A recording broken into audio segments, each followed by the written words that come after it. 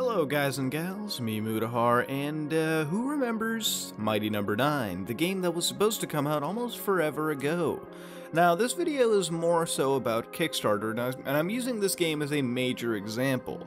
Now of course I'm not going to go all doom and gloom on you here, we're actually going to talk about it, and this isn't anywhere related to the early access video. See, with early access games, at least when you throw down $10, even $20, you're at least getting something off the bat to play. Whether it be great, whether it not be great, you're still getting something to play. And at the end of the day, with Kickstarter, you're not actually getting games off the bat. You're throwing money down, and even large amounts of money. This game has 4 people who've backed $10,000 each into this game with absolutely nothing to show for it in their hands, or hard drives, or whatever you want to call it. Mighty Number 9, for those people who want to go over some internet history, is a game developed by Concept USA, LLC. This game is a classic Japanese side-scrolling action evolved and transformed by Keiji Inafune, an all-star team of veteran Mega Man devs, and you!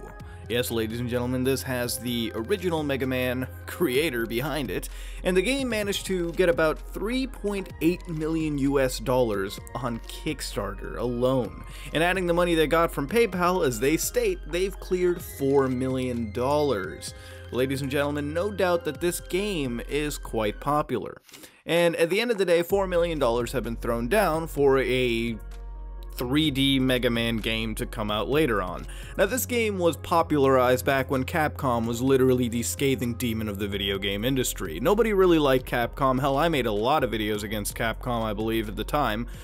And Capcom was hated because of their DLC practices, their DRM BS, and just the fact that they chopped up pieces of their game and sold them off to people in piecemeal. And while nowadays Capcom has gotten better, a lot better, they're still not perfect, and let's be honest, there's still a lot of BS that is attributed with the company, but at the end of the day, it's very evident that the company has sort of risen up, and people are looking forward to some of their games, notably the Resident Evil 2 remake, which, let's be honest, I'm really excited for that game too. If any Resident Evil game was to be remade, it is that fucking game right there. So whatever, Capcom has went through doom and gloom, Konami has went through love to hate, and PT has shown up in the middle, and there has been a lot that has went on in the industry in the 3 years time that this game has apparently not seen the light of day of. It's basically in development hell, so to speak. And that being said, a game as big as this, $4 million thrown in with big names around it, never seeing the light of day is kinda shocking, and all coverage of it has basically been dropped off. I've not seen people mention it at all. Looking at their Twitter, the last update was in February, and apparently Mad Max was loved by Keiji Inafune. He drew some sketch of it, and that was it. Nothing on Mighty Number 9.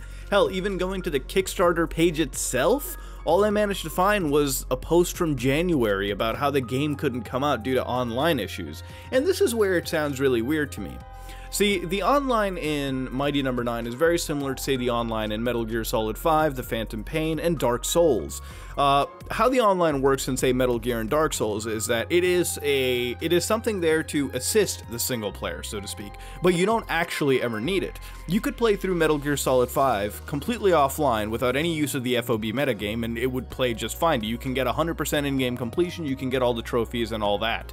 With Dark Souls, you can choose to play the games online or offline. The thing is, when you're playing online, you have more access to soapstones, player messages basically, and invasions.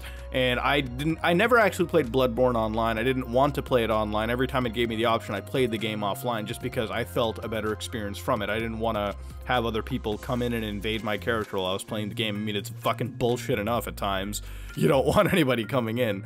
But yeah, you have a choice. You don't have to play those games online. You can play them online, and Mighty Number 9 plays plays in a similar fashion. You don't need to have online as far as I know. So what I'm thinking of now is, if the game is complete and there is online issues, why the hell aren't you releasing the game without online?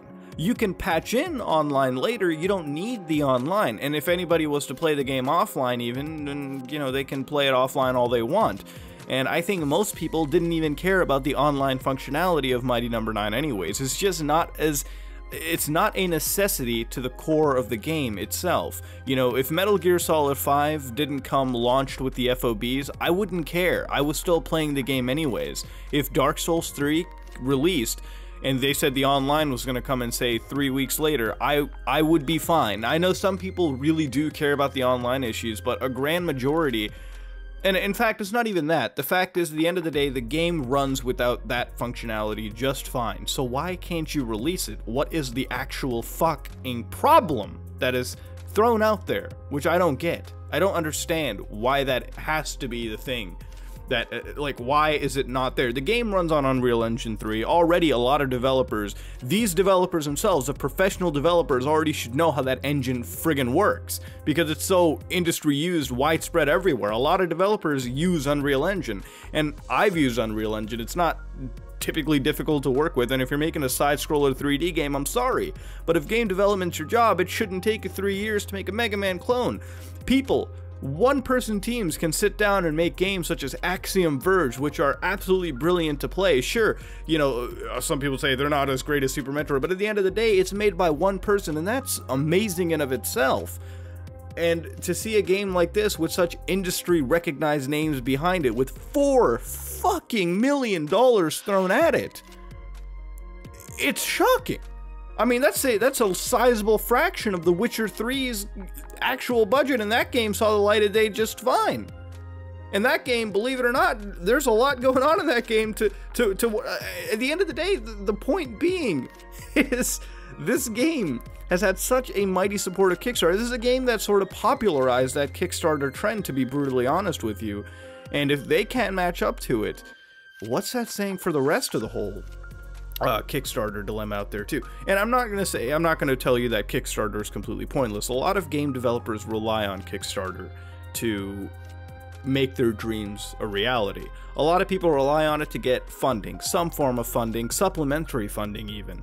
And I'm not going to say every Kickstarter project is a failure. A grand majority that I've seen are, but there are a few projects that come out of Kickstarter that are beautifully well done, and they come out meeting the light of day, and everyone really enjoys them, and all that is great and done.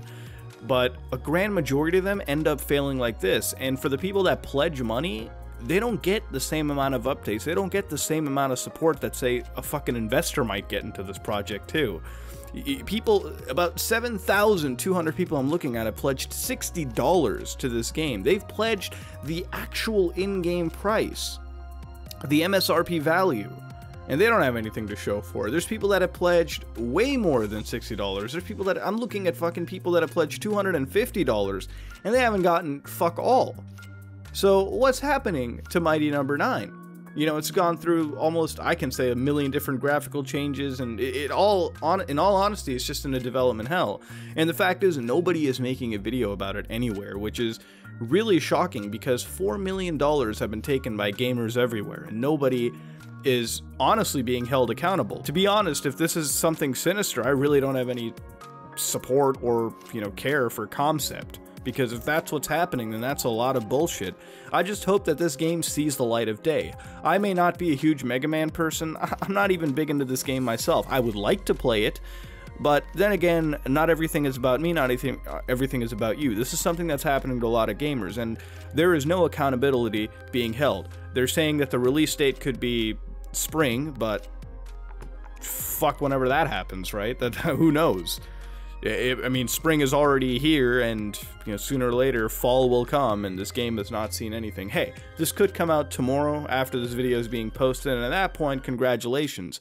Or it could be stuck in development limbo till God knows when, and never see the light of day. And if that is the reality, then we need to talk about how these people will get their money back. There has to be some refunds being issued.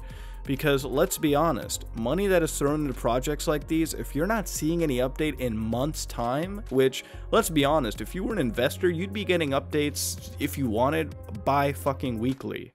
Let's be brutally honest there, if you were an investor into something like this. And at the end of the day, people that drop $60, $40 in this new crowdfunding model are, at the end of the day, investors, and they need to see some updates on the things they put money into. And this is why I'll never put money into a Kickstarter or even early access to an extent, because at the end of the day, I can never give money to games that are just not finished. If I can't do that with AAA developers, I can't do that with any kind of developer, to be honest. At the end of the day, products need to have a sufficient level of quality in order for me to purchase. Hell, I'd buy early access games if they were sufficiently created, and I have. I would never put money on a Kickstarter because who knows where that money's going to go at the end of the day. And for the people that have put money into Mighty Number 9, I hope you all get your game soon, guys. I wanted to make a video on it because, like I said, you know, I can make a video on a ton of things, but this is something that really is near and dear to me and the people that are in the gaming community. You all deserve to have the game that you put your money into over there in your hands and on your hard drives ready to play. And if people are going to take $4 million from gamers, there needs to be a lot more accountability. So hopefully this video raises some form of awareness. At the end of the day, this has been me, Mutahar. If you like what you saw, please like, comment, and subscribe. Just like it if you dislike it. I am out.